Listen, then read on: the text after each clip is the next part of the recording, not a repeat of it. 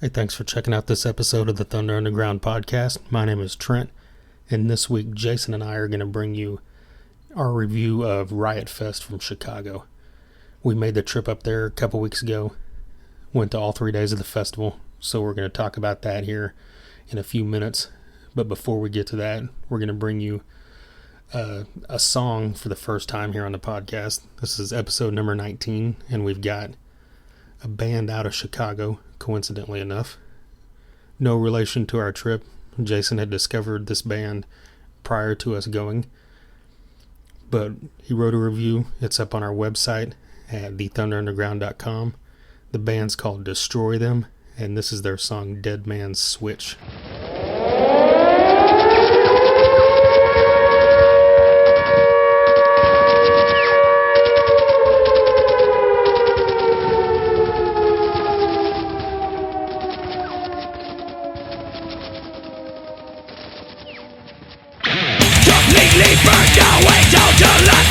Destruction, the echoes of a holocaust, unparalleled annihilation. The stench of death hangs in the air from millions of civilians. This is no accident, the precise cause of the first strike.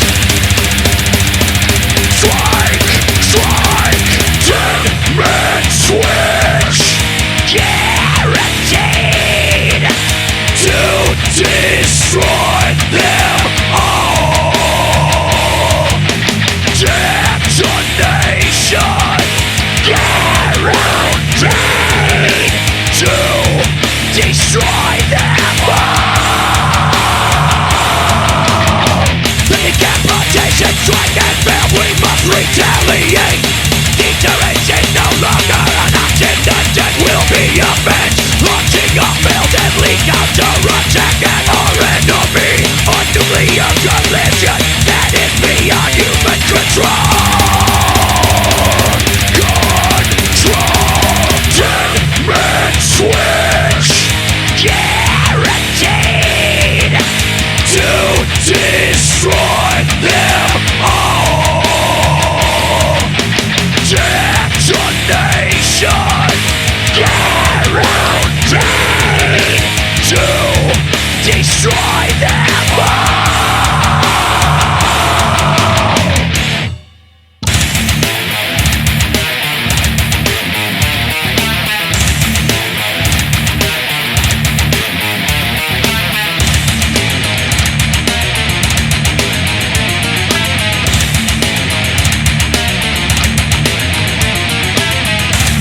Is dropped, it can't be stopped. The disfigured living envy the dead. Widespread panic and chaos erupt as we activate the death set.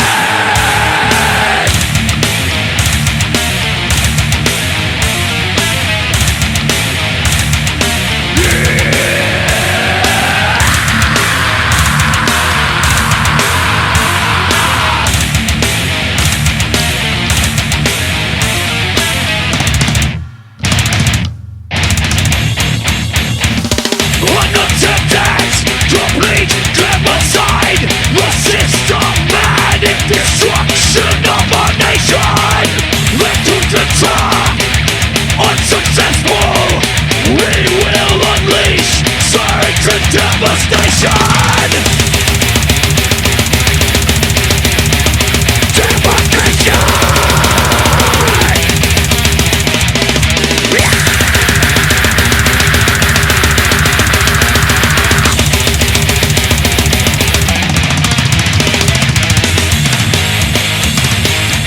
Nuclear winter, judgment by default. The perfect end game. The devastation from the fallout. The choice to end this conflict, a counterattack, political of success. It could be no resolution. Every law we have transgressed.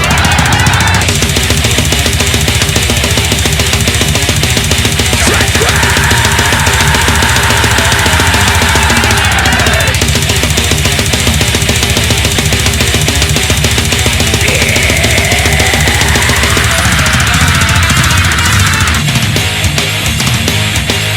your liquor. Judgment by default. A perfect endgame.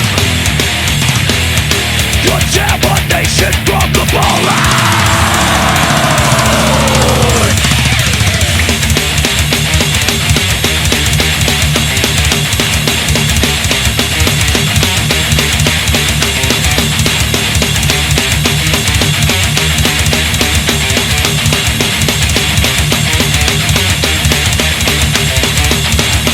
Completely burned away.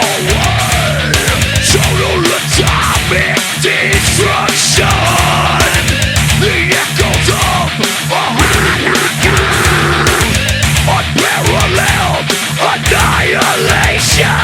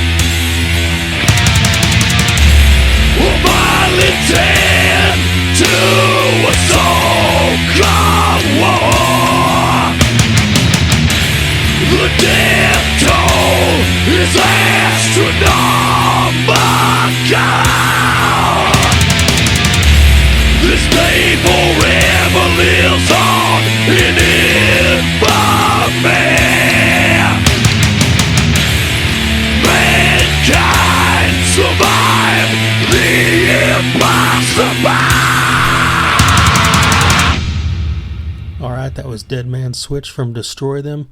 You can find them on Facebook. That's all one word. It's Destroythm. Also look them up on Bandcamp. They've got their music on there where you can purchase it and download it. They've got a self-titled EP with 6 tracks on it. Dead Man Switch that you just heard, of course, is one of them. Purchase the album, support these guys. Hope to hear more from these guys in the future. Great band. So check them out. Like I said, there's also a review up on our website at thethunderunderground.com on that EP. All right, we're going to get into this review from our Riot Fest trip to Chicago. As usual, besides plugging our website, I want to let you know to check us out on YouTube, Instagram, Twitter, and of course SoundCloud. Follow us on everything so you get the updates. Subscribe to us. Like us. Whatever each thing calls for.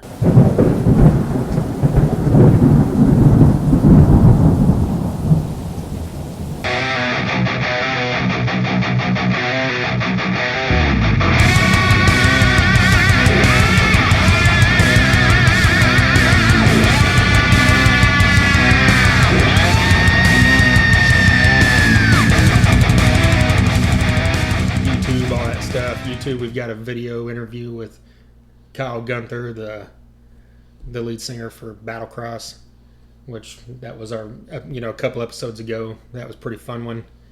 And our last episode was with Jason from Dead Metal Society and Caroline Spine, and we've got some good response from some Caroline Spine fans over that one. Yes, thank you for all the listens. Yeah, we think that turned out pretty well. It's pretty good to hear all those stories. So, and it was fun. It was as fun to listen to as it was to do. Right. Yeah. And vice versa. Right. Yeah. So we've also got a couple, 2 or 3 other good guests lined up that, we'll drop on you here in the next 2 or 3 weeks. That's right. We don't want to say who it is, but we're working on some stuff. It's going to be cool. Yes.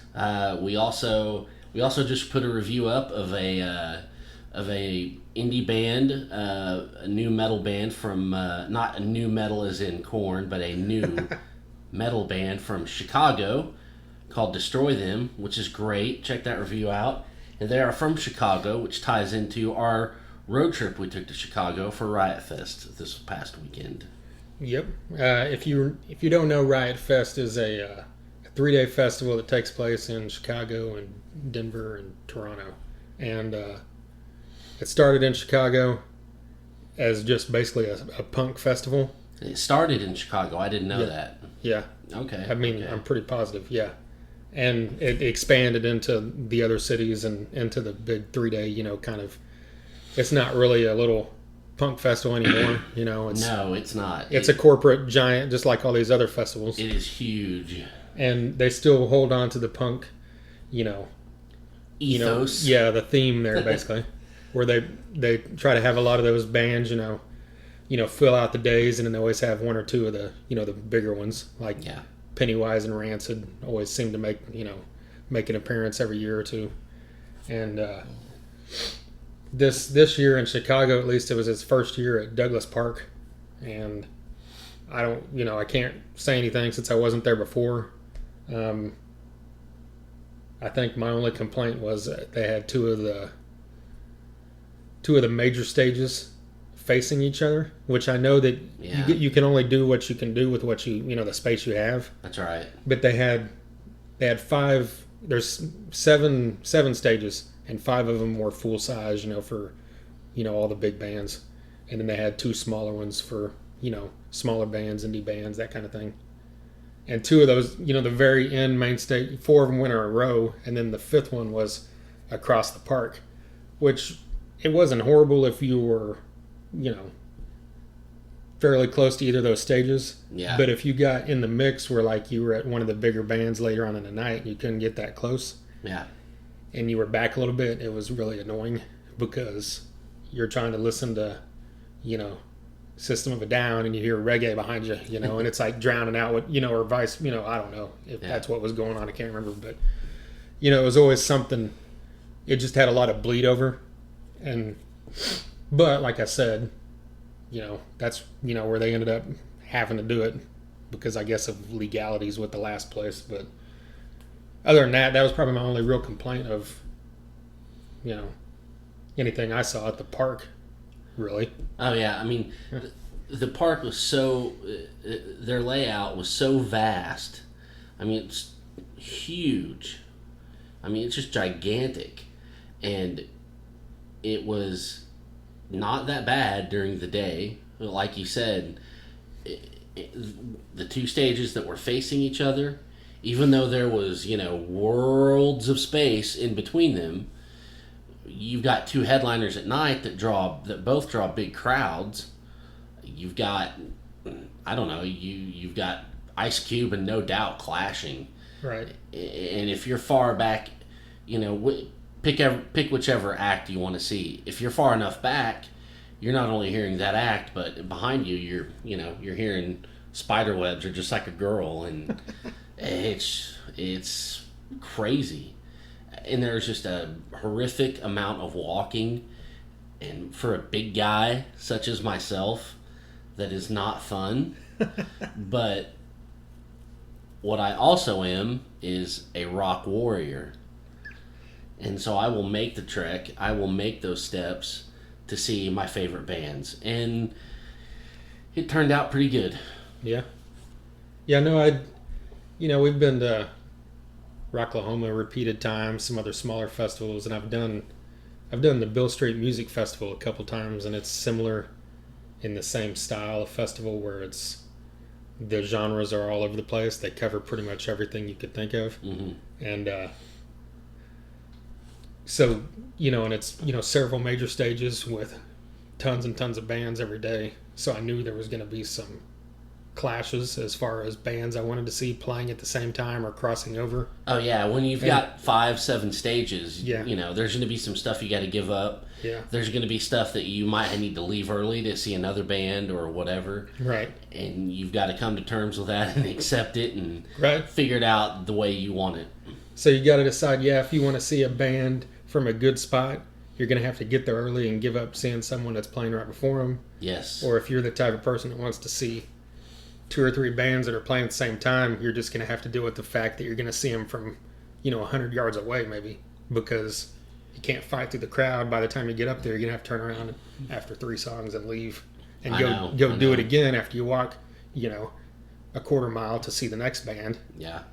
So it's kind of you got to make some decisions, and probably not to just jump way ahead to these bands. The first major decision I had to make is Anthrax is one of my favorite bands, and of course, and has been since I was a kid, and there's very since few. You had hair, right? You loved Anthrax. Yes, but there's not many things that could trump Anthrax and make me just skip them completely. But Faith No More was playing about 15 minutes. They started 15 minutes after Anthrax, and I'm like, I'm not even going to mess with trying to get over there and walk back and miss anything and, all that. But we can get into that, which actually that is day one, so. Yeah. So day one, what was the first decision you had to make? It was probably... waiting at will call to miss death. Okay. Yeah, that wasn't a decision. True. Yeah, that was a necessity. Yeah. So the first day this was, we stayed at an apartment that we rented, which was pretty awesome. If you're ever going to Chicago, shoot us an email, and we'll shoot you a link so you can rent this place as well. Thanks, Bob. Yeah, good old Bob. But anyway, we get on the train, which was not that far, quarter-mile walk or something, and get over there. But the whole train process took quite a while, and by the time we walked to the festival, we're walking right within the next. Death had already started, I think, probably 5 or 10 minutes, and we didn't time it as good as we probably could have, but we thought, well, we're not going to miss it. And then we get up to the gate, and will call was on the other side of the park, which I guess was the main entrance. So you went ahead and went in because you had your ticket. I already had my ticket. Right. The will call gods just decided to ram it up you guys as collective keisters. Right. Said, no, we're going to let Jason go through. Yeah. And I did. Yeah.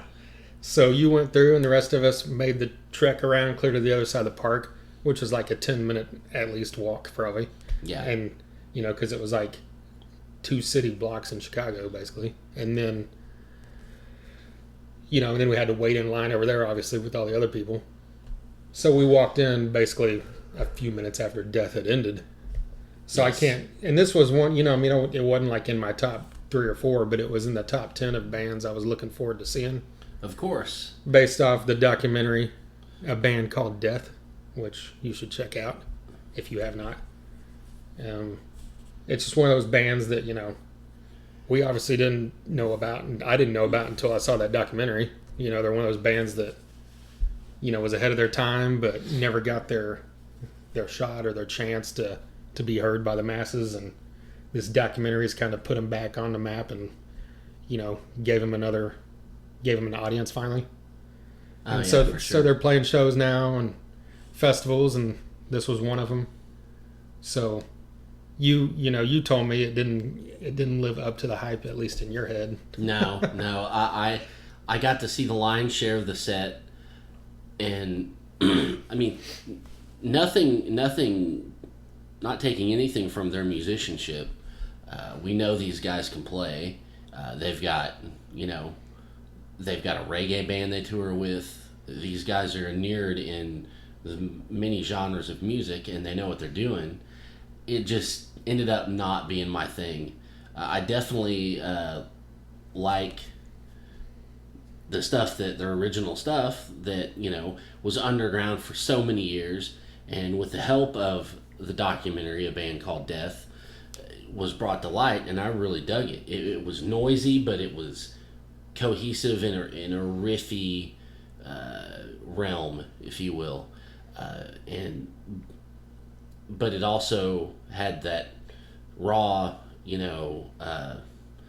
unproduced punk attitude, like when you put on some old Misfits or something. Sounds like it was recorded in a bathroom, which I don't think is a bad thing. It gets that raw energy, and they had that, and they played those songs, and it was pretty cool. They played some new songs that it was completely different, which I guess it's going to be. It's been a lot of years since that, and they've got a different member now. So, I don't want to slag it because it wasn't bad. It just wasn't my thing. Right. And all I can say is, again, if you haven't seen that documentary, A Band Called Death,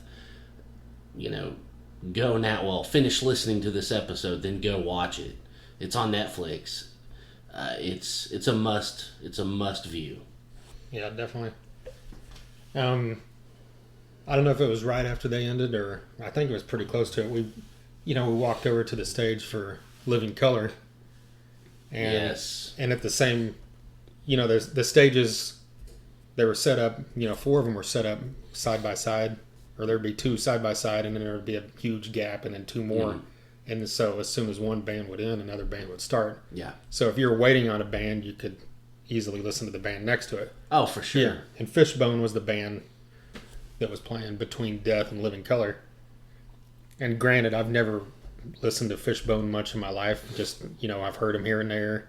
And I remember seeing them a long time ago somewhere. And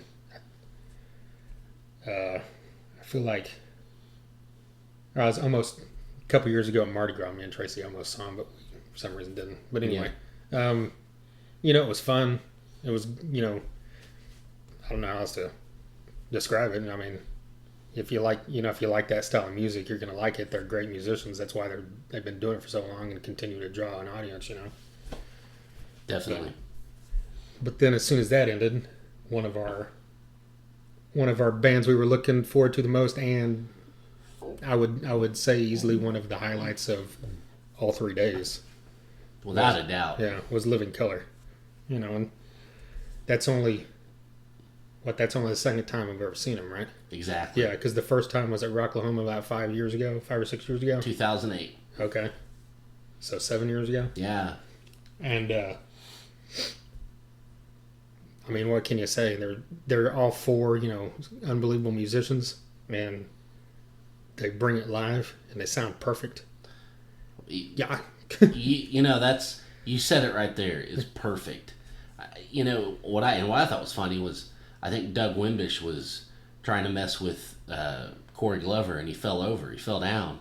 Yeah. Remember that? Yeah. But he fell down and he kept going, and you couldn't hear any mistake. You couldn't hear a flub up, because they're just that good. They could, I don't know, they could probably, play this stuff in their sleep. Yeah. And not because they played it so much, just because they're that fucking good. Yeah. I was so impressed with Corey Glover. He could hold his mic way out from his head and still project. I mean, it's just, they're one of my favorite bands. They're one of my favorite, they're one of the first bands that got me into, hard rock, and back in the late 80s. I wore Vivid Out. It's like a Bible to me. It's up there with Pride and Glory and the Karabi era Motley Crue, and Kill 'Em All. I mean, that album is just phenomenal. And all their other stuff is great. Their last album they did a few years ago was insane. And they did songs from all that, and it was just insane live, as it always is. Vernon Reid is like a mad scientist of guitar, and it was tight as a drum, but it also jammed. I mean, I could go on and on, but I probably sound like an idiot already. So there was a good portion of the crowd that was at this festival, and all they knew was Cult of Personality. Oh yeah, and when that song came on, they showed their ass for sure. Yeah, and I mean, that's not a bad thing, but and some of those people, of course, walked off once it was done. Mm-hmm. So we got a little closer, which was cool. Yeah. But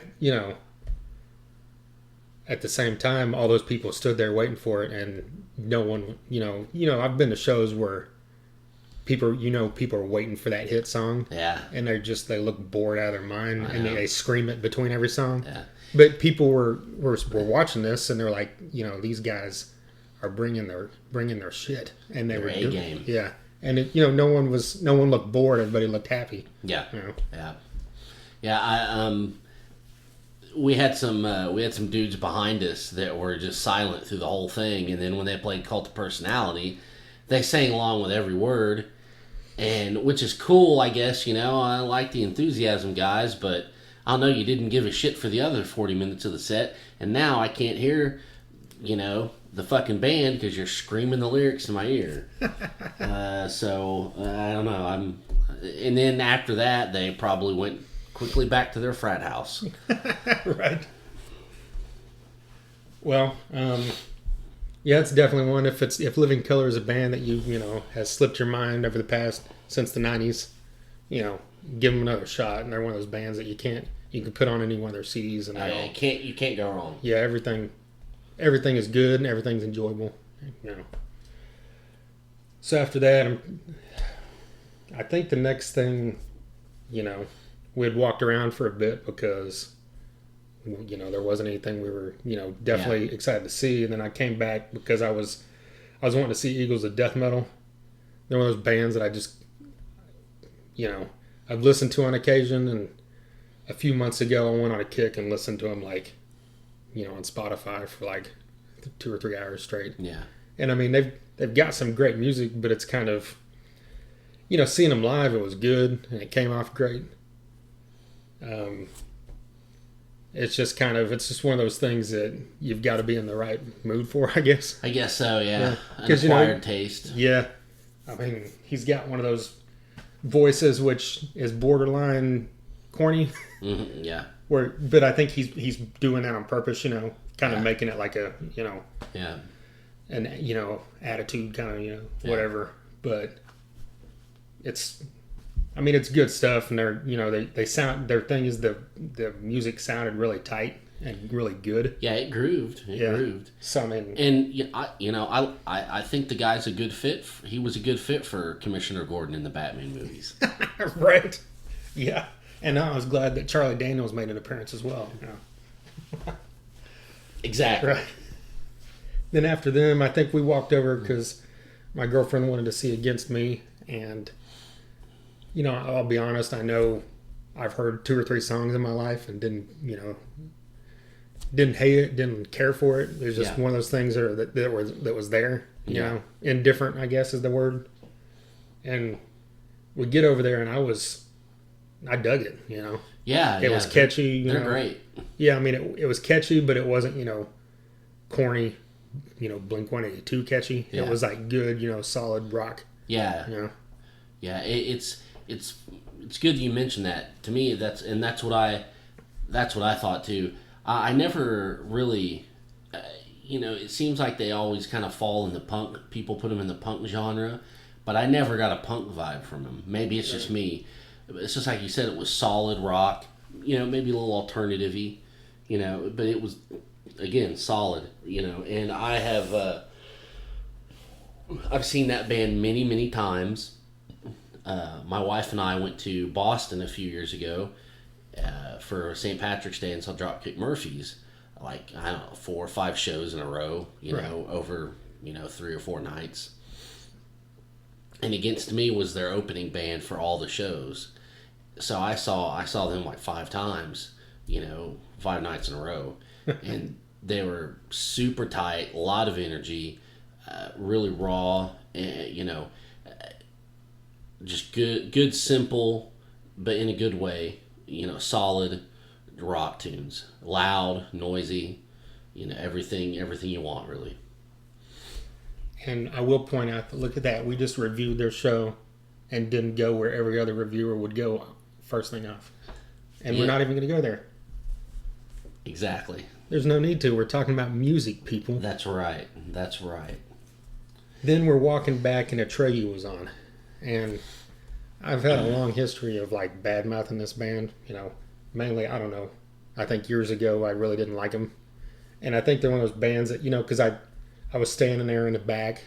I think I went to the bathroom, get a drink, and heard them several songs. And I mean, they sounded fine. I mean, I don't know. I mean, there's the story of, when we went to Ozfest and, we were forced to meet them, which sounds kind of funny. I'll go ahead and tell this because it's funny. We were waiting in line to get free Monster Energy drinks because they were free, and we were at Ozfest where water was $4 or $5, and we were thirsty because it was 100 some degrees, and we end up being the next people in line, and the guy blocks it off and says that Atreyu's coming out, to do their signing. And I'm like, we just want a free Monster. Can we get it and go? He's like, no one can come up here. We've got to wait till the band comes up. Then you can go meet him and get your drink. I'm like, I just want a drink. He's like, I'm sorry, you got to wait. So we stood there for 5 or 10 minutes waiting. And so rather than just walk straight by and grab the drink and walk out like a total ass, I went ahead and got their autographs because I had a friend that I knew liked them. And just go down the line. And the last one was the singer, and he's like, hey, what song are you looking forward to here? And I didn't know a single Atreyu song, but I knew they covered Bon Jovi, You Give Love a Bad Name. And I'm like, well, you guys covered Bon Jovi, you're playing that? And he's like, no. I'm like, well, I guess nothing. And then walked off. So, that was my dick moment to the guy from Atreyu. And then here we are at Riot Fest, and they played it. So there you go. I feel like he's been playing it every night since then in hopes that I would hear it and be cool with that, right? You think? Huh? What? Oh, I was sorry. I was asleep. Yeah, okay. Talking about Atreyu? Yeah, I was asleep. Sorry. My apologies. All right.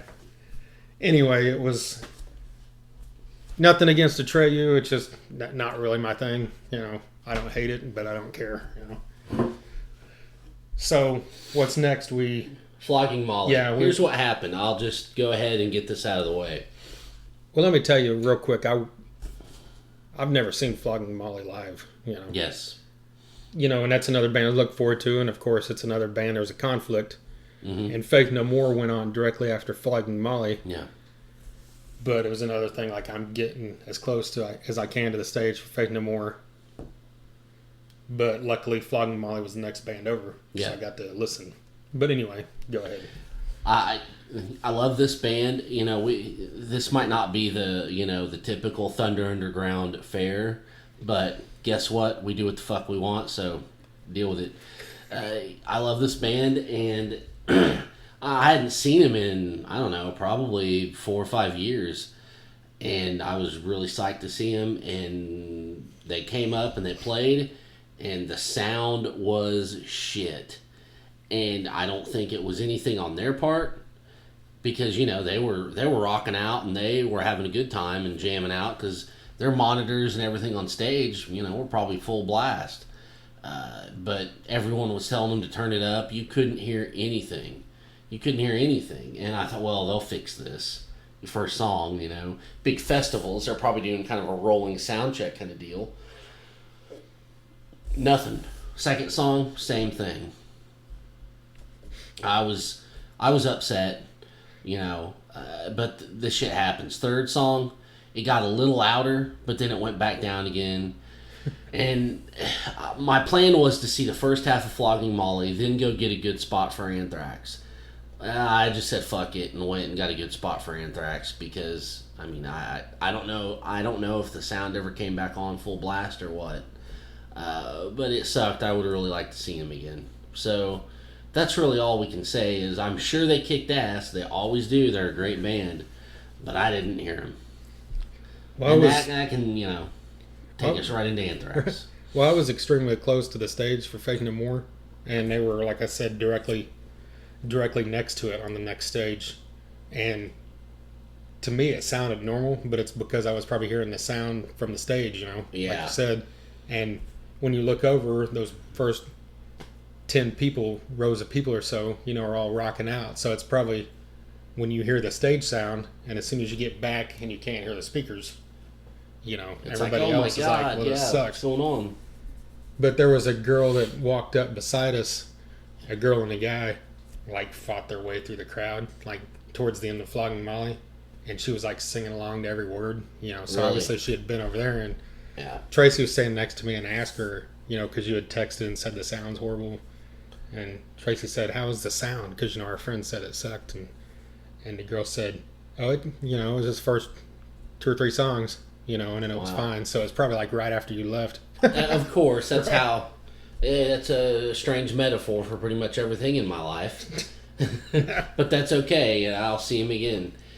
So, but then you saw Anthrax. I saw Anthrax, so and everything's forgotten anyway. Yeah, it was for one of the best bands ever. And I want to preface this by saying, on the train, the day of the show, to the venue, there's some little pencil neck fucking kid in the train behind us, talking to, I don't know, his grandma or something, about all the bands he wants to see. And he was like, yeah, I see Anthrax is on the bill. That's just fucking sad. I saw them like 10 years ago with Slipknot, and they're so old, and it was just sad. Fuck them. So I want to say, wherever you are, you pencil neck fuck you. You don't know good music, and Anthrax would fucking pummel you into oblivion. And the funny thing is, 90% of the bands on this festival are as old as Anthrax. Oh, yeah. Not as old, but close to it. And probably some bands that motherfucker likes. So, yeah. I don't know. I'm not trying to be mean, but I don't know. At least we know more about, music than that fucker does. Fuck, my 8-year-old knows more than that guy does. But, okay, rant over. Anthrax was, great as always. They opened with Madhouse, Caught in a Mosh, Antisocial. They did a couple new songs that closed with Indians. It was, people loved them. People were going nuts. Huh? New songs? Yeah, they played, well, not newer songs. Fight Him Till You Can't, and In the End. And people were going nuts. They loved them, and they fed off of that. It just energy all around, and that's what you get with Anthrax the whole time. And did they play Catharsis? No, Trent, okay. Sorry. That would have been great. However, they did not. Maybe when John Bush puts his, Bush-era Anthrax band together. But that's a different podcast. Right. But yeah, they were great. It sucks that you had to miss it, but I understand you're a huge Faith No More fan. Haven't seen them in years. So this is where I just hand it over to you. Right. Well, yeah, they're in my top, favorite band ever besides Guns N' Roses. And they last time I saw them was 1997 on their final tour before they split up. Saw them twice on that tour, and badass both times, Tulsa, Dallas, and so to finally, I didn't think I was going to get to see one of these shows, on this tour, because the ones that came close, like Dallas and wherever else, other places in Texas and everything, conflicted with other stuff I had going on. But so the fact that we got to go to this festival and see them was great. So we got over there, I don't know, probably almost an hour early. Wow. Basically whenever Flogging Molly started, 45 minutes, I don't know. And got up, worked our way up there, and we got to within, there was 3 people in front of us at the closest we got. Yeah. And so we were pretty much right there. And so then, of course, I think they're supposed to go on at 7:45. 7:45 rolls around, Flogging Molly ends, and all of a sudden the roadies come out and start doing stuff, like testing. I'm like, because they'd been out there setting stuff up and checking, sound checking. They'd already got the flowers and the plants set up and all that. Put the white stuff on all the speakers and the amps, and then flowers everywhere, and they'd already messed with the drums and the guitars and everything. And then nothing for 10 or 15 minutes. And then as soon as Faith No More was supposed to come on, they come back out and start doing it again. I'm like, what the fuck were you doing the last 10 or 15 minutes? And so now 10, 12 minutes go by and nothing. And this isn't like a normal show where, oh crap, they're 10 or 15 minutes late. Well, they'll just play 10 or 15 minutes longer. No, it's like that time's gone. There's a strict curfew in place. Yeah, so it's a festival, and when your time's up, you're done, You got to go off stage. So basically we lost a couple songs, but at the end of the day, I still got to see Faith No More, so I'm not going to complain about that. And, they came out and they played however many 10 or 12 songs that they had time for. And, Patton made fun of a few people in the crowd, which, was cool. And probably warranted. Yeah, he made fun of No Doubt fans, which was good, And then it's just, what can I say without sounding like a fanboy? He's the greatest rock singer that has ever lived, save Freddie Mercury, And hey, who died and made you, Mike Patton? There you go. Yeah. He sounded awesome. The band sounded perfect. John Hudson sounds perfect. if you're a Jim Martin whiner, fuck off. I don't care. This band is perfect. You know, Jim Martin's great. I love him, but they don't need him to be badass. You know, but like I said, I love Jim Martin. No disrespect. I was more of a Trace Lawrence guy, but whatever, Trent. Well, me too. That's like I've told you, my favorite album. That is your favorite album. Well, and they played 2 songs from it, Gentle Art of Making Enemies and Caffeine. So we got that much. And then at the end, they finished, I don't remember what song. And then I guess on the side of the stage, they're telling him, you know, your time's about up. And he made a mention, like, hey, we don't have much time left. And so they kind of, you know, look around at each other, and then they start playing Introduce Yourself, which has not been in any of the set lists that I've seen on, you know, at least what I've looked at. And it was because they had 2 minutes left, and so they knocked it out. And it wasn't even a full version of Introduce Yourself, you know? Wow, perfect. So it was kind of like, you know, it's kind of cool. They knocked it out. It sounded perfect, just like everything else. You know, so I'm happy I finally got to see him again after 18 years. And hopefully they continue on doing stuff in the years to come. And Yes. not finish this tour cycle and go away for years. Yeah, we need these bigger bands for sure. So then after they finished was whenever, I guess this is when the headliner started, which for that night was No Doubt, Ice Cube, and Motorhead. So this was another one of my major conflicts of the weekend, which I know you don't care about rap in the least. None, no. And Noise. I've always Noise. been a fan of the stuff from when we were kids and that era, and you know the stuff now. You know, there might be stuff here or there I like, but it's pretty random.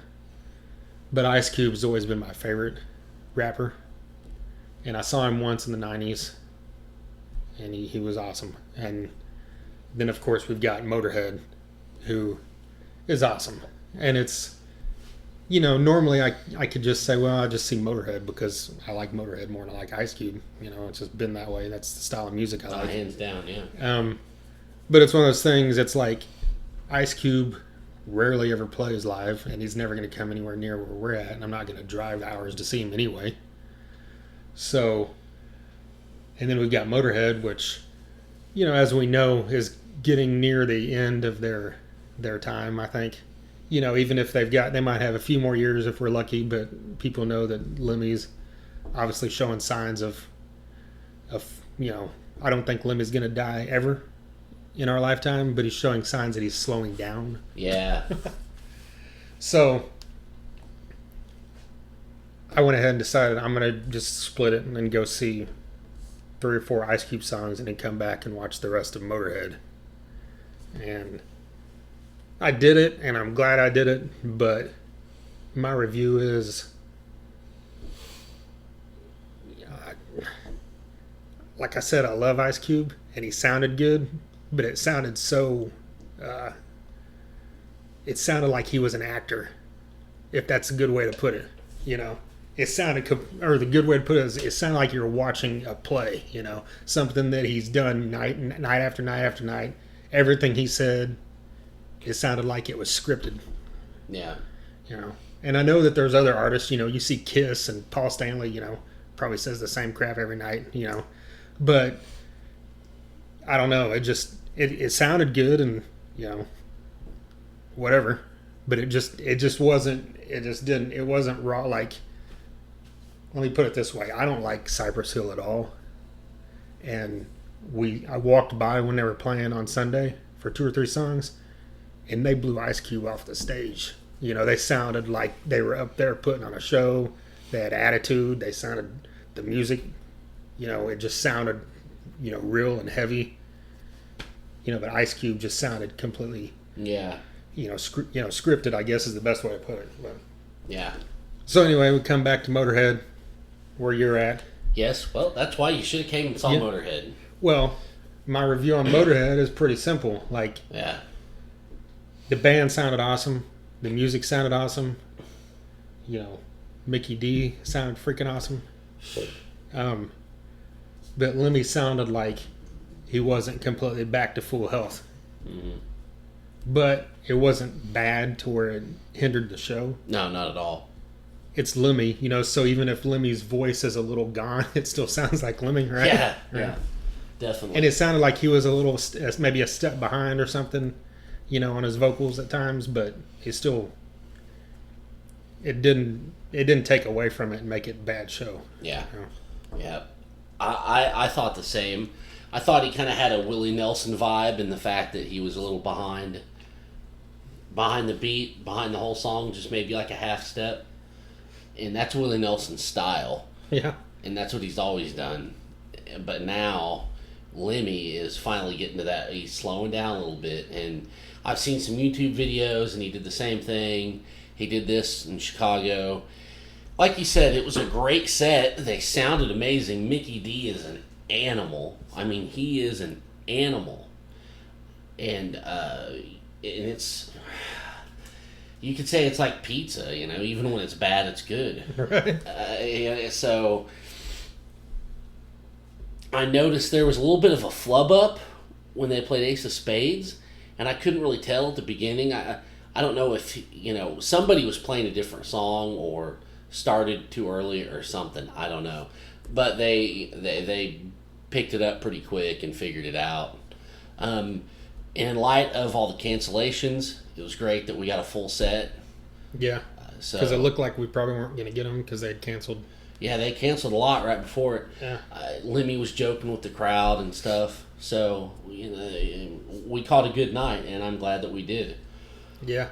And it felt like, you know, being over there, it felt like you were at a big rock show, you know. Yeah. If that makes sense. Yeah, definitely. Like, you know, where you see other bands you love and you don't have that feeling. You just feel like you're watching a band you like. But this just had that feel of that outdoor epic, you know, metal show. Yeah. And people, you know, when it was time for Motorhead to start, people were just flocked from everywhere. Right. It makes you wonder, you go see them on tour by themselves, are they going to fill a Brady Theater or a Hard Rock, you know, a joint at the Hard Rock or a House of Blues? I don't know. They're going to fill it all the way.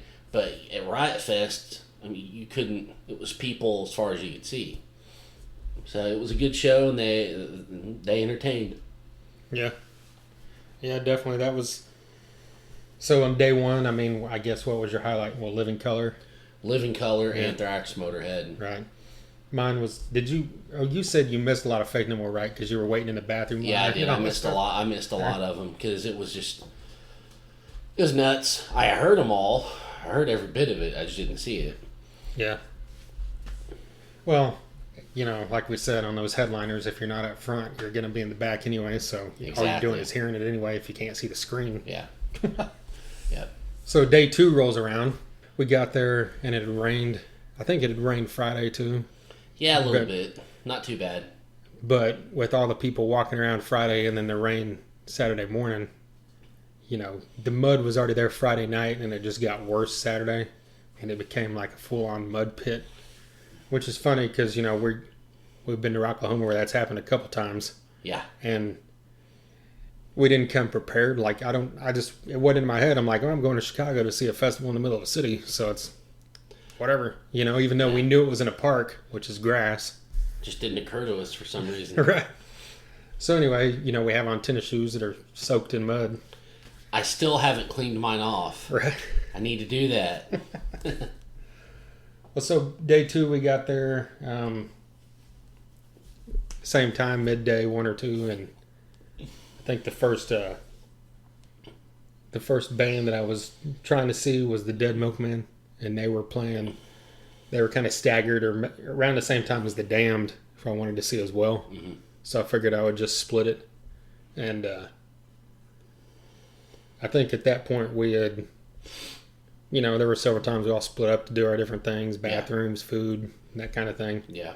And I was watching Dead Milkmen by myself.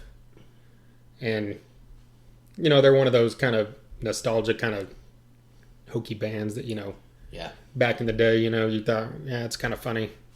You know, and the stuff's cool. But after, you know, like halfway through the second song, I'm thinking, why am I watching this when the Dam's over here? It's like I should have just watched, you know, it's like I saw a song and a half, that's enough. no disrespect. They sounded good. They sound, it was funny. I think he was having the crowd chant Emmanuel Lewis hand job or something, which, was memorable, I guess, to say the least. Hey, you remember it. So I go over to the Damned, and I wanted to point out that I remember walking over to the Damned and seeing along the way several kids, or teenagers or whatever, 20-somethings that, had on their punk rock stuff and their jackets and their, patches and, with all the spikes and the mohawks and the plaid pants and with maybe a couple classic bands and all the punk bands that they love and all this, and I'm like, and they're walking the other way, or they're like just standing there, or they're walking, whatever, and I get over there and I'm like, this is, like, this is one of the bands, like there's the top 4 or 5 bands, and this is like the next level down. This is like one of the legendary bands of this genre, and you're over here clueless like an idiot. It's like, that would be like if, we were at a festival and Motorhead was playing, and we were like, over here with our, Megadeth and, Anthrax and whoever, some newer bands we like or something. Yeah. Patches on our jacket, just oblivious to what's going on. Exactly. Yeah, it's the same thing, and it just, I get over there, and I'm not some diehard fan of the Damned. I just thought it was hilarious, that these people were oblivious to this. Yeah. And really, I got over there and I think I only knew 2 songs, but they sounded great. It was awesome. Yeah, you knew New Rose for sure. Right, because of Guns N' Roses. I'll admit that. That's where I learned it, first, whenever I was like 16 or 15. That's okay. Yeah. That's why they made the album, for people like us to learn that stuff, right? That's right. And, it was cool. It was one of those things I'm glad I got to see. I'm glad I can say that I saw the Damned, and they, they put on a show. They had a good crowd. People, there was a lot of people up there that knew all the songs that came there for them, so that was cool to see. And the guitar player had a snappy sailor's outfit on. Yeah. Yeah, it was one of I wasn't surprised that they were good. It was just one of my pleasant surprises of that they were one of my favorite things I saw, I think. Yeah.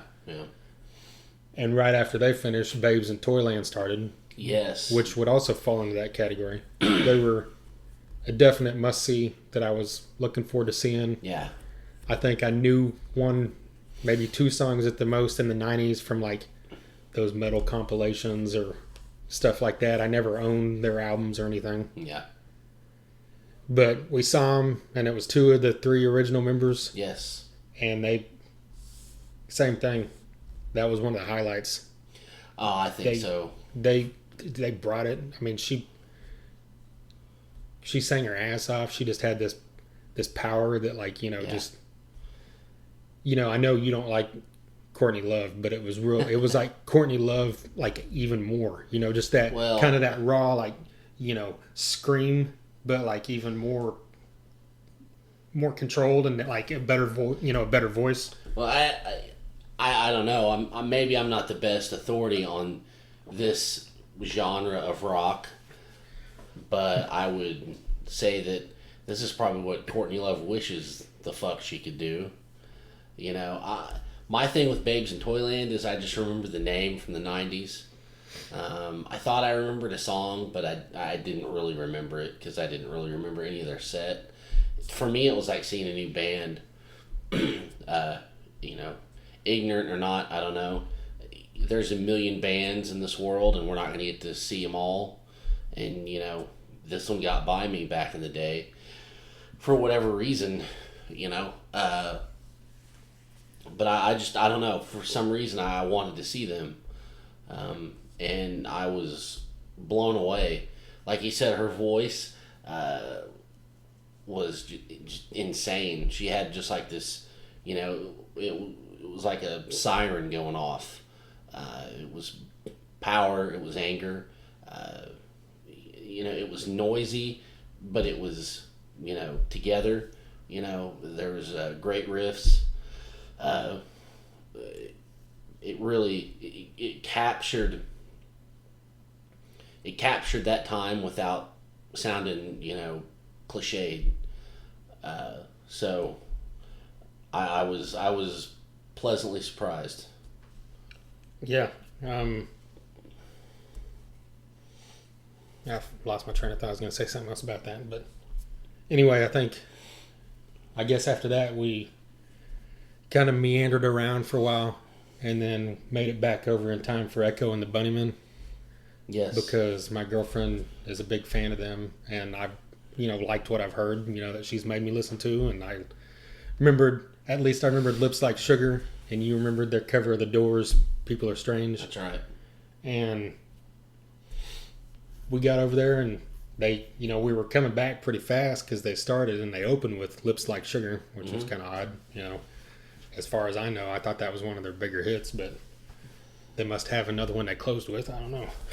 But they sounded great. I mean, it was like, they were another one of those bands that kind of like, was outside the whole genre, because most of the stuff that was outside of the punk, was either heavy metal or hard rock or, the complete opposite end, like, rap or reggae. Yeah. And Echo and the Bunnymen, was one of those 80s bands that fall along the lines of the, the pop and the new wave, somewhere in between all that. Exactly. And they, the vocalist sounded just like, he did on record. And, yeah. I don't know who's original in the band or not, but they sounded good, and they even played that Doors cover as part of a medley, There you go. We saw them for 3 or 4 songs, and then we took off because we had found out the day before this wasn't one of the things that was in the it list. Was not advertised on the website. Yeah. The original lineup. We got a little. They hand out pamphlets with the schedule, right. And it was down there in small print at the bottom of the Saturday schedule. I'm glad I saw it. Oh yeah, yeah. There was a speak stage, which was actually the 8th stage there. Which and it was a panel. They had yeah. panels all weekend long of whatever subjects with different dudes from bands and whatnot. Right. And they had it way off in the corner of the park to where you could hear muffled music in the background, but it never interfered with just people talking to a microphone, Yeah. And, we got over there like 15 minutes early enough that we got up, fairly close to the stage, and it was just listed as Henry Rollins moderates a panel with 2 of the West Memphis 3. Yes. Talking about, music and how it's affected them. And then, we got there and they had his chair and then like 2 long couches, and then they set out like 5 or 6 microphones. Yeah. And I said, why is there so many microphones? I don't know, that's kind of weird. Like, what's happening? And then he comes out and starts introducing people. And first he introduced Thurston Moore from Sonic Youth. Yes. And then he introduced Steve Ignorant from Crass. And then he introduced Damien and Jason from the West Memphis 3. And then, I'm forgetting her name. Lori Davis. Yes. Which is Damien Eccles' wife. Right. And she's also, the activist that played a key role in the whole process of, getting all these bands together over the years and, right. Ultimately getting these guys who were innocent out of prison. Yeah. Yeah, she's the main person that led this whole, movement along with Henry Rollins. Mm-hmm. And Henry Rollins, really, if you're a Henry Rollins fan, you probably already know all this from his, his spoken word or his podcast or something like that, because he's told the stories, which are great. You need to go listen to it. He talks about, the Rise Above record that they did with all the guests playing all the Black Flag songs to raise money for, to help, support the movement and the lawyers and everything to get these guys out of prison, Yeah, which, by the way, is a phenomenal record. If you don't own it, I don't know. You must not have any soul, because it is insane. If you're a fan of punk, metal, alternative, you have to own this record. Oh yeah. There's not a skip type kind of song on the record. It is phenomenal. Yeah, it's got all kinds of, metal people, Chuck D's on it, as well. So just check that thing out. And we missed, we had to skip Merle Haggard in honor, of this seeing this. And there's not many things that, Merle Haggard was another one of the guys I was looking forward to seeing a lot. And I'm like, there's not many things that could trump Merle Haggard, but Henry Rollins with the microphone in his hand is one of those things. Oh, for sure. Because I've seen Merle Haggard twice. So I thought, wow, I have not seen Henry Rollins do a spoken word in probably 10 years. Also, with two guys from the West Memphis Three, which is an issue we followed for many years. That's very compelling and just amazing how these guys got blamed, and I've always been interested in that. So there's just no way I could pass that up. Yeah. No way at all. Yeah, I'm definitely glad that we didn't, because it was, easily one of the top 3 or 5 things of the whole festival. Oh, for me, it was one of the top highlights. Just the minute Henry Rollins came out on stage and introduced people. He had a story for each person. He was so enthusiastic. He is one of my just all-time heroes in just his music, his views, his stories. He is probably what turned me from being a angry young man to being a tolerant liberal person. I just love this guy to pieces. Yeah, so it was just a thrill for me just to see his energy up there. Yeah.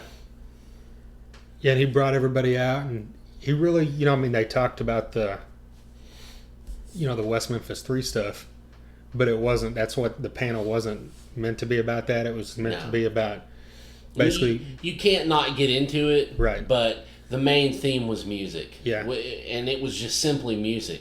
Yeah, just how it affected, how each guy got into it, and then how it helped him at different points. And obviously he brought up the West Memphis 3 guys, how it helped them, since, and obviously how it worked against them, because of the fact that they like metal, as everybody that's followed that knows that's one of the things they used against them, to say these, dudes like, Slayer and Metallica, so obviously they must have killed a bunch of people, right? Yeah.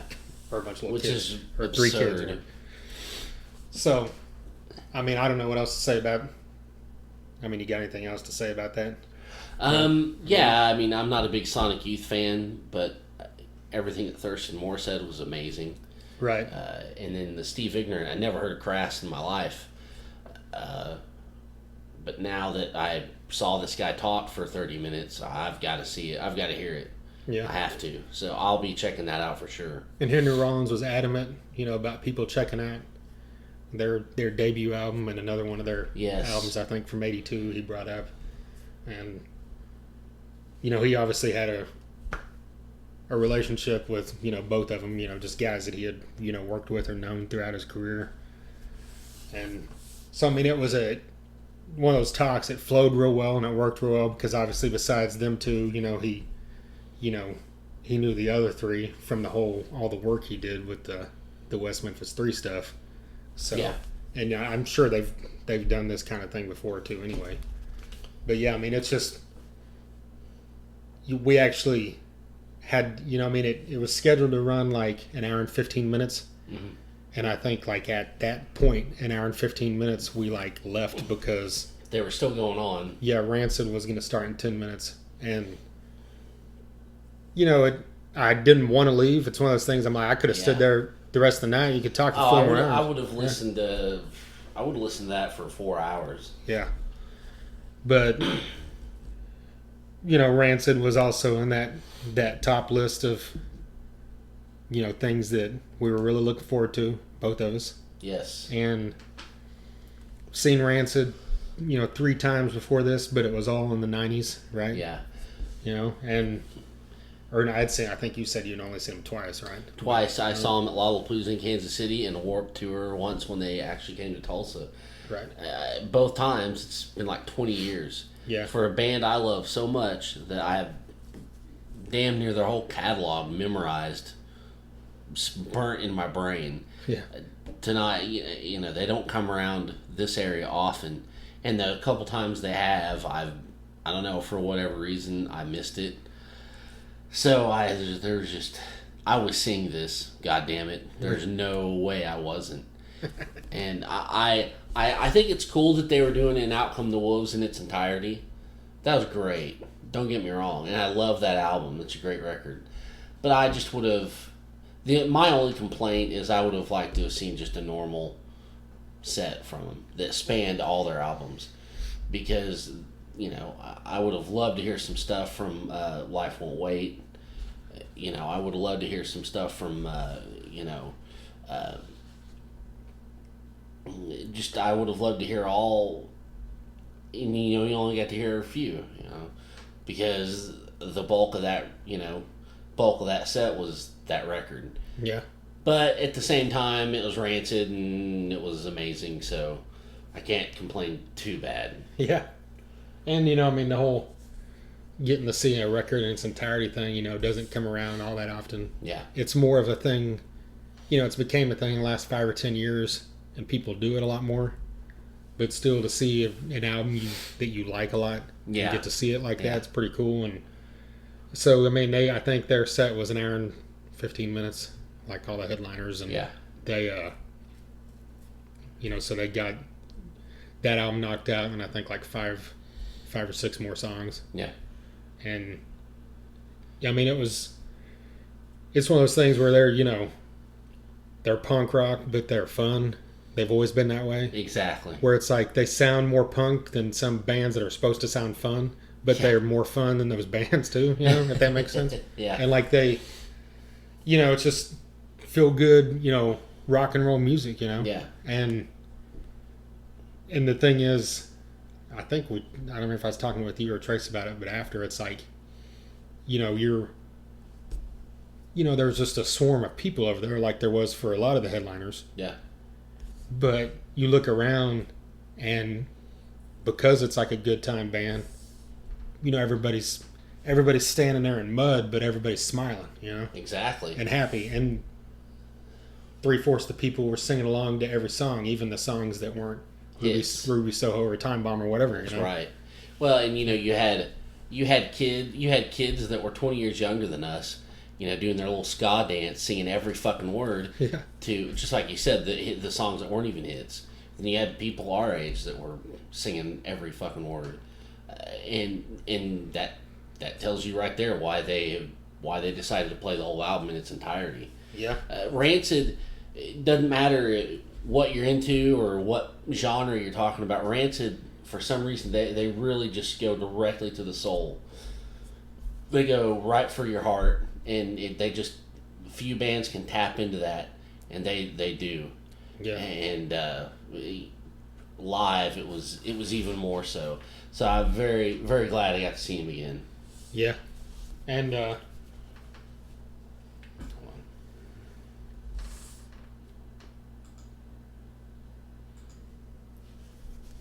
Yeah, and I think they're one of those.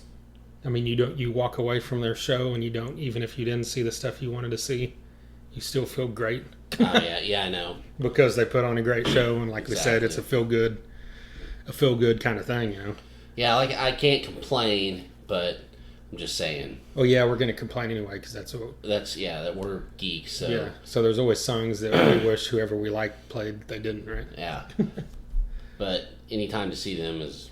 They brought out awesome. CM Punk to the stage. That's right, I forgot about that. Which was pretty cool. You probably loved that big time. Yeah, that was cool, and I don't know what else to say about that other than they're awesome, and I'm glad they played Junkie Man because it's part of the album they had to, I guess. But and Tim Armstrong even said before that was his favorite all-time Rancid song.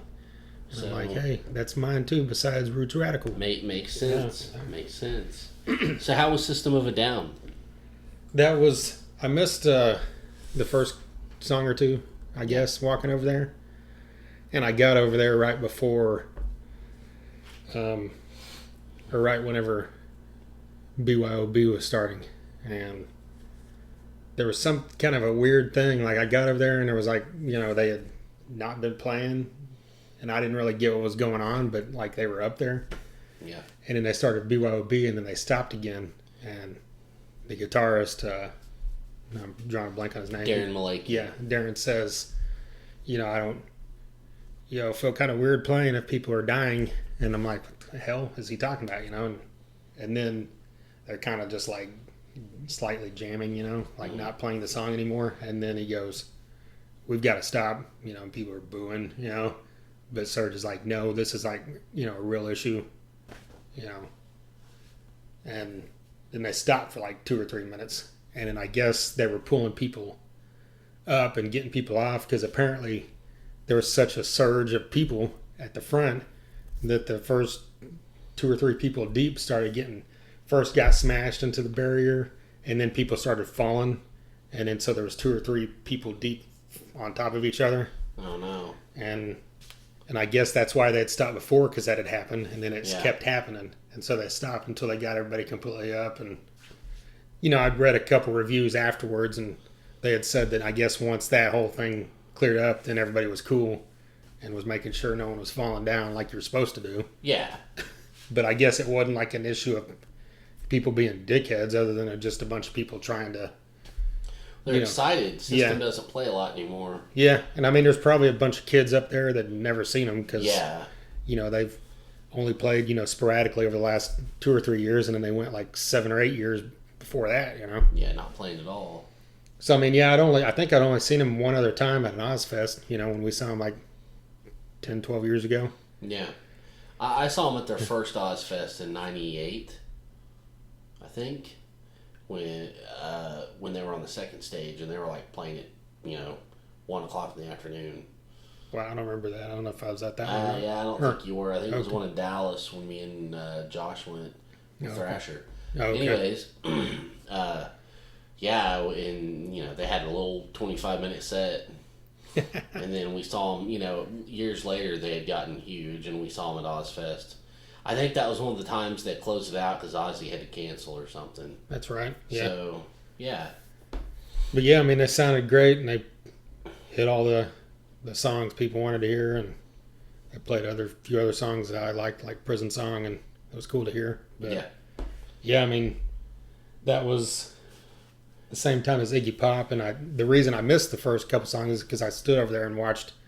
I know he opened with "I Want to Be Your Dog," and I can't remember the second song, but I watched 2 songs just because that was another one of my major conflicts. Yeah, definitely. It's like 2 bands that you don't really ever, at least where we're at, ever really get the chance to see, and you probably should pick Iggy Pop because he's getting up there in years. He might not be doing as much longer, but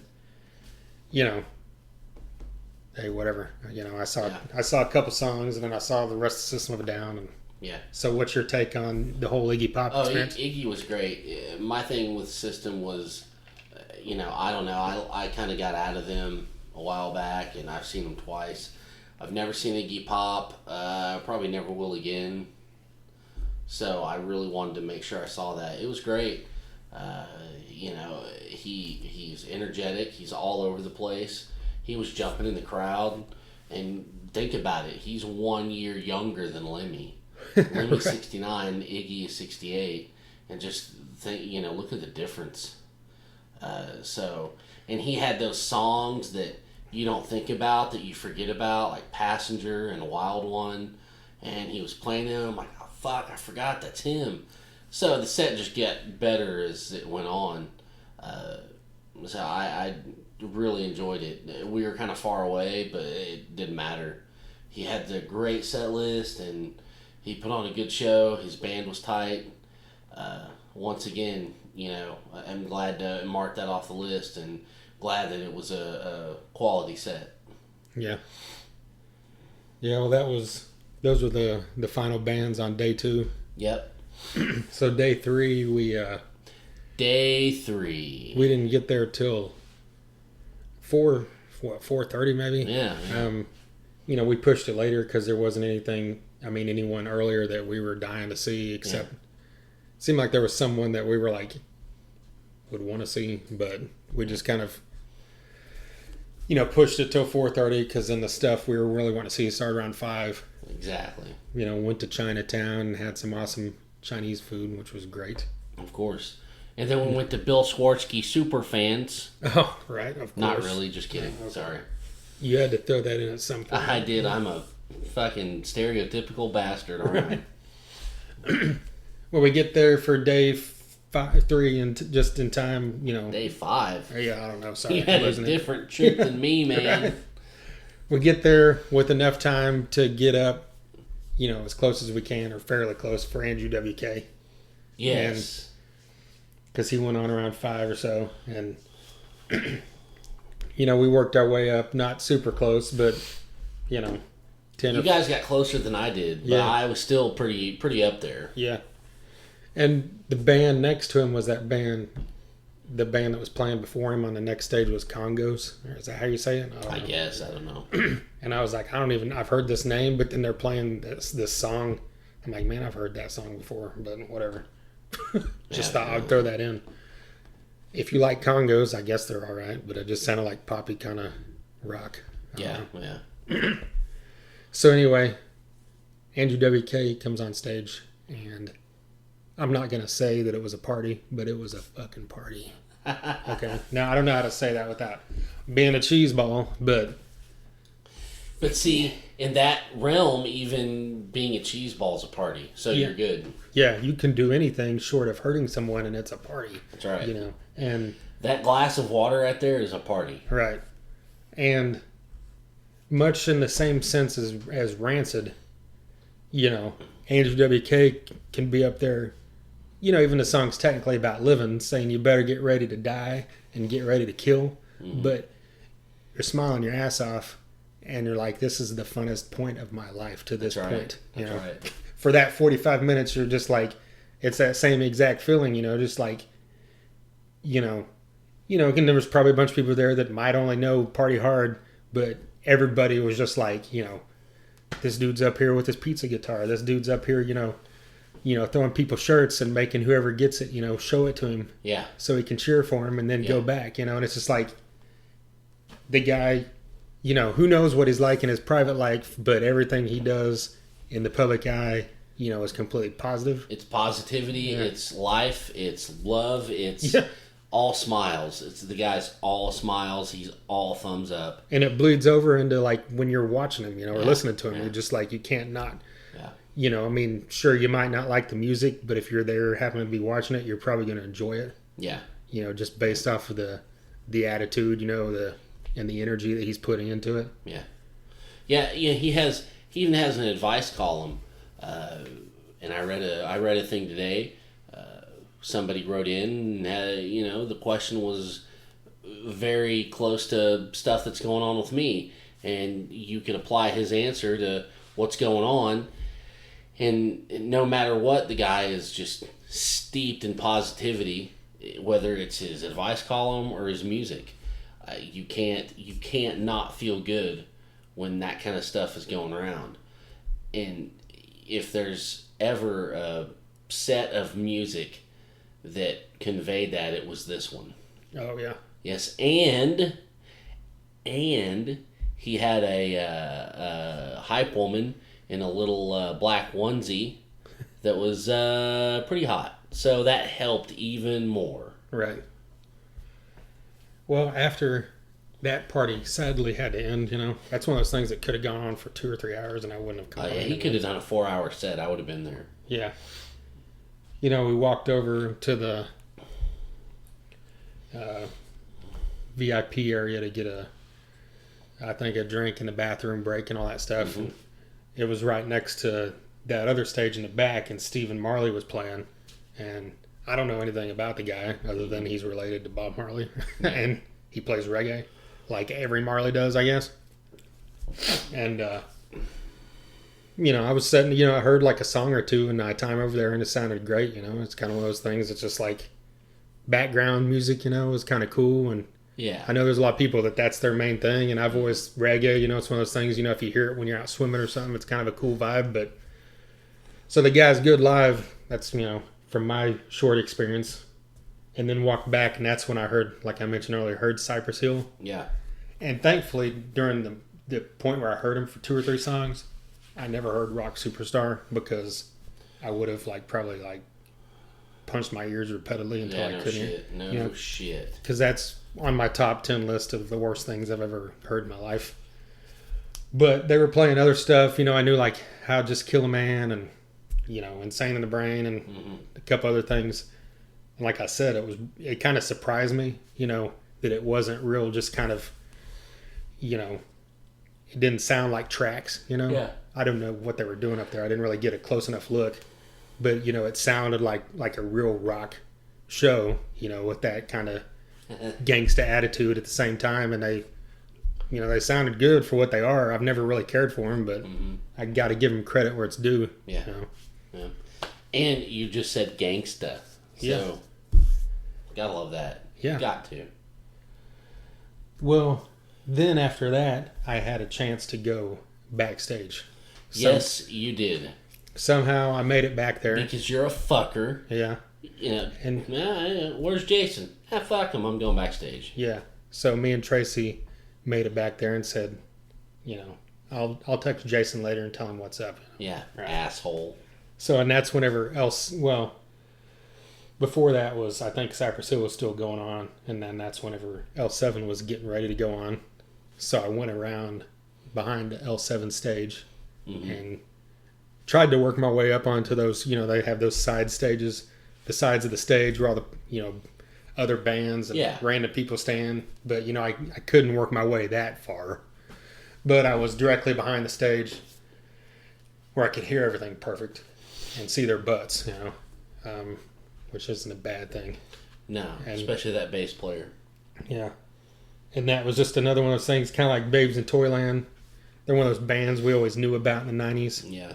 And I've listened to them over the last month or two since I knew we were going to this to kind of get, you know, prepared. And so I recognized those songs, you know, that I was really... And they're just another one of those great, you know, great bands from the 90s that never really got their... never got the level of success I think they should have. Yeah. So, I mean, what was your take on... I thought they were great. They definitely had a showdown. They were tight.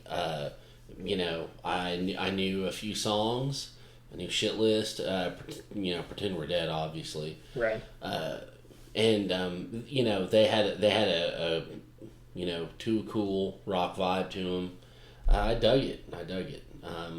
You know, not a bad thing to say about them at all. No. And It was good, solid, heavy rock music. that's right. And before that, I want to go back a little bit.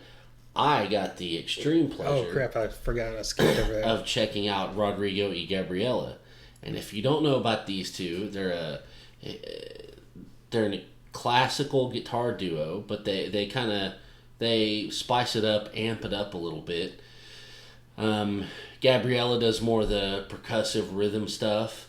Rodrigo is an insane soloist, and they just come together they have a classic Hispanic vibe, sure, but it's melded with a rock spirit that is very... Like that Hispanic kind of sound, you mean? Yeah, flamenco, Yeah, there we go. classical, Okay. but it's infused with a very rock spirit that you can't miss. They did classical guitar versions of Holy Wars, Orion, Battery.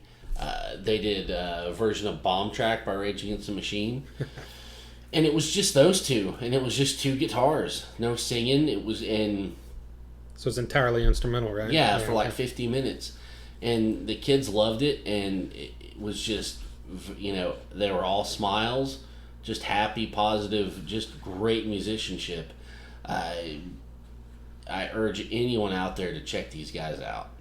You can't go wrong. Yeah, that's one of the ones I was looking forward to seeing, but like I said... You had to go hobnob with the stars backstage, Right. you motherfucker. Well, about that time, after L7 ended, Tracy came out because she was wanting to see Snoop Dogg. Yeah. And he, you know, of course, he's Snoop Dogg, so the area behind his backstage was completely shut down, where you couldn't even get up there to kind of like check it out from behind. And Why would you want to, though? right, Really? I don't know. Ask her. She's not here. Ask her next time you see her. Well, the funny thing is, like, apparently he's Snoop Dogg, and he's kind of, you know, from what I've heard from other people that's seen him, he's kind of got that Axl thing where, was he going to show up or not? Or when's he going to show up, I know when he played the Canes a couple years ago, it was like an hour and a half late or something. But he did that here, and I guess he thinks, well, I'm Snoop Dogg, so it's not going to matter. But I think what I read later was that at the end of the show, they cut the lights on him during one of the songs he was playing. Yeah. Of course he got mad and was calling the side guy and the sound guy, bitch ass motherfucker was the quote. Nice. But I'm like, hey, you started 15, 20 minutes late or whatever. So, but I don't know. I didn't hear any of that, and that's just all hearsay. Yeah. Which is just kind of funny.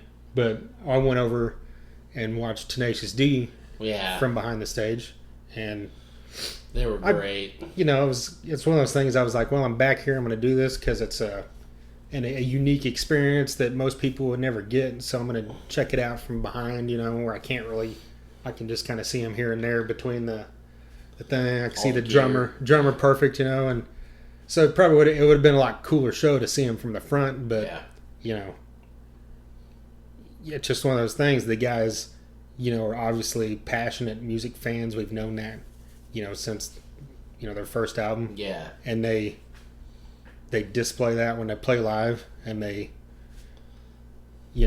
put on a, it's not, it is in a way, it's a, kind of a joke comedy kind of thing. Yeah, it kind of is. But they do it at a great, at a high enough level, and that it comes off. The musicianship is at a very high level. Yeah. And I even liked when they did the song, You Can't Stop the Metal. Right. At the end they're like, yep, we won the metal Grammy. And he said, Mastodon, we're more metal than them. Right. Slipknot, we're more metal than them. Slayer, sorry, more metal than you. Sorry, losers, we won the Grammy. Which they were obviously making a joke because they know that those three bands are way more metal. Right. And they were just, poking fun at the Grammy, organization for not knowing what the fuck they're doing. And the whole set was riddled with, comedic bits. And Jack Black is a great MC. He's a great comedian. He's a great musician. He was born for that kind of thing. And it was just a great set all the way around. Yeah. And there's people fucking love that band. There's people where I was at, there's people all around me that were singing every fucking single fucking word. Like, perfect. There's one guy that was like, emoting and doing the hands, and I mean, he was really into it. People love that band. Yeah. It's cool to see that, they stuck around, because I thought when that first time came out, I got it and I liked it a lot. Yeah. But I just thought, well, this is probably a one-time thing, and it's kind of cool that it's became a real legitimate thing over the years. Yeah. That they do now and then, So it's cool to finally see them. And I guess after that was the headliner, right? Or no, that's not the headliner. Sorry, that was the last band we cared about. Yes, exactly. And as I'm walking around backstage, I go by the press tents and I see Andrew WK. Yes. Well, I take that back. My girlfriend saw him and came and grabbed me and said, "Hey, Andrew WK's over here." And so, like the dork that I am, I just kind of stood around over by the press area waiting for him to get done, so I could go up to him and say, "Hey, Mr. WK, I'm a big fan and I love you." But thankfully I didn't say that. That's what I was thinking in my head. Thankfully. But I just kind of caught him, at the end of an interview. A couple other guys from some band came up and got their picture with him. So I went and asked the guy that was with him if he'd take my picture. And he said, yeah, he's got like 30 seconds for the next interview. Go for it. And so, he was totally cool and took the picture and he said, keep on partying. Well, of course. Yeah, just like you imagine he would say. He actually said it. Exactly. Yeah. And then I gave him a Thunder Underground card. So look forward to the Andrew WK podcast coming down. I wish, I hope. One day, maybe, hopefully. Yeah. Well, after all that, we had the Prodigy and Who was it that we didn't care about besides the Prodigy? The Prodigy. No, there was other headliners. I mean, Oh God! Oh, Modest Mouse. Fuck Right. them. Yeah. I don't even know why we're talking about why we gave them too much, anyways. Yeah. I fucking- heard that as I was walking around back there, but I went back over to the area where the Prodigy was just to try to check that out, and they had that completely shut down Yeah. in the same sense Snoop Dogg did, where you couldn't even get close to the stage. Well, let me tell you, Prodigy and their laptops rocked. Yeah.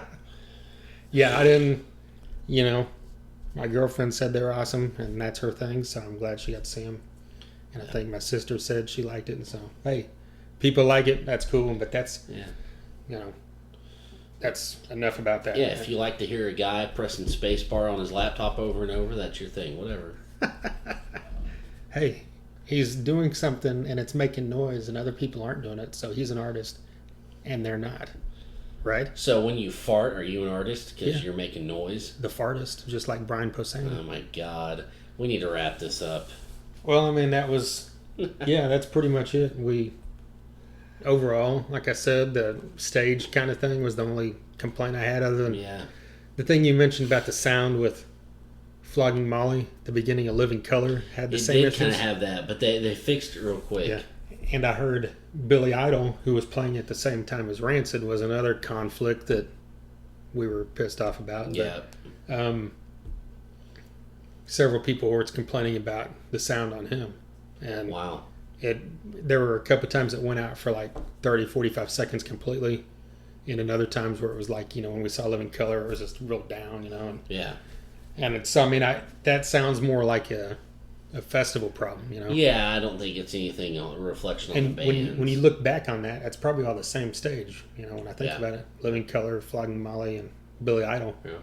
So it's probably just a stage sound issue, Yeah, it definitely could be. But other than that, yeah, I mean, I'd definitely go again, if we had the chance. That lineup every year is stacked with people we love. Oh, yeah. So I'm glad we finally got around to doing it. You got anything else you want to throw in about it? No, I'm good. I think we covered it all. I think it was a great time, and it's made for some good memories and some good conversation. Yeah, definitely. Well, check us out, like we always say, on thethunderunderground.com, and we're also on Facebook and Instagram at the same The Thunder Underground. We're on SoundCloud at Thunder-Underground, and we're on Twitter at THNDRUNDR Ground, and on YouTube as well at The Thunder Underground. And check out the videos on there. Check out all our previous podcasts, like we said, all over the place. The last one was with a guy that was in a 90s, kind of alt rock band. And then we had, before that, we've had guys from thrash bands and stoner rock, southern metal style bands and regular heavy metal bands, trying to cover the gamut here. Anyway, thanks for listening.